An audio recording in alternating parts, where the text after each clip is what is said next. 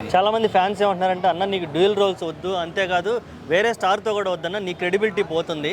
ఇప్పటివరకు ట్రిపుల్ చేసావు, అది కూడా అటు మిక్స్డ్ అయిపోయింది. తర్వాత దేవరాలో 2 క్యారెక్టర్లు అన్నావు, అది కూడా ఇంకా అర్థం కాని పొజిషన్లో. ఇప్పుడు వార్ 2లో మళ్ళీ ఇంకో సబ్ క్యారెక్టర్. ఎంతైనా హృతిక్ రోషన్ అంటే బాలీవుడ్ స్టార్, వాళ్ళని ఇలా వద్దంటున్నారు ఫ్యాన్స్. దీన్ని ఎలా చూడాలి?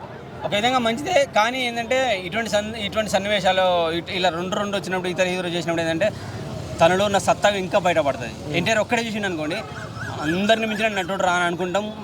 ప్రూవ్డ్ యాక్టర్ కాబట్టి మనకు తెలిసిపోతుంది.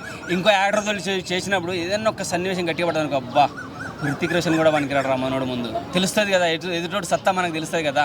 మనోడికి ఇప్పుడు చూడు, ఒక సినిమాలో హీరో స్ట్రాంగ్నెస్ బయటపడాలంటే విలన్ చాలా స్ట్రాంగ్గా ఉండాలి. సో అదే రూపంలో ఇప్పుడు హృతిక్ రోషన్కి ఎన్టీఆర్కి పోటీ పడుతుంది అనుకుందాం.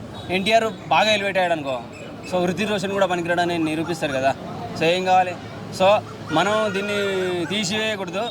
ఆపోజిట్ గట్టిగా ఉంటేనే మన హీరో అన్నాడు ఇంకా స్ట్రాంగ్నెస్ అనేది మనకు బయటపడుతుంది. ఇది ఒక విధంగా మనకు ప్లస్ పాయింటే.